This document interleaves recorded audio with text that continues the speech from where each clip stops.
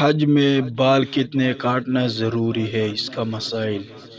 حج اور عمرہ کا احرام کھولنے کے لیے 4 صورت اختیار کی جاتی ہے اور ہر صورت کا الگ الگ حکم ہے۔ حلق کرایا جائے، یعنی اس طرح سے سر کے سارے بال اتار دیے جائیں، یہ صورت سب سے افضل ہے۔ اور حلق کرانے والوں کے لیے آن حضرت صلی اللہ علیہ وسلم نے 3 مرتبہ رحمت کی دعا فرمائی ہے۔ جو شخص حج اور عمرہ جیسے کبھی کبھار نصیب ہونے والے عبادت کے لیے جانے کے بعد آن حضرت صلی اللہ علیہ وسلم کی رحمت کی دعاؤں سے محروم رہے تو اس کی محرومی پر جس قدر افسوس کیا جائے کم ہے۔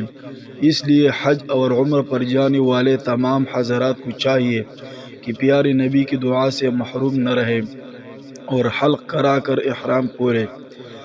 دوسرا، کینچی یا مشین سے پوری سر کے بال کم از کم 1 پور کے برابر کاٹ دیے جائیں، یہ صورت بلا کراہت جائز ہے لیکن افضل نہیں ہے۔ اور حلق کرانے والوں کے لیے آن حضرت صلی اللہ علیہ وسلم نے 3 مرتبہ رحمت کی دعا فرمائی ہے۔ کم از کم 4 سر کے بال کاٹ دیے جائیں، اس سے احرام سے تو نکل جائے گا لیکن یہ صورت مکروہ تحریمی ہے اور ناجائز ہے۔ اور حلق کرانے والوں کے لیے آن حضرت صلی اللہ علیہ وسلم نے 3 مرتبہ رحمت کی دعا فرمائی ہے، کیونکہ ایک حدیث شریف میں ہے اس کی ممانعت آئی ہے۔ پھر جو شخص حج اور عمرہ جیسی مقدس عبادت کا خاتمہ ایک ناجائز فعل سے کرتا ہے تو اس کا حج اور عمرہ قبول ہوگا یا نہیں، اس پر ٹھنڈے دماغ سے سوچنا چاہیے۔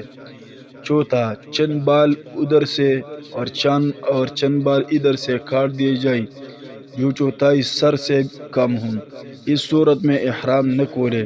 اور حلق کرانے والوں کے لیے آن حضرت صلی اللہ علیہ وسلم نے 3 مرتبہ دعا فرمائی ہے، بلکہ آدمی بدستور احرام میں رہے گا اور اس پر احرام کی ممنوعات کی پابندی بدستور برقرار رہے گی۔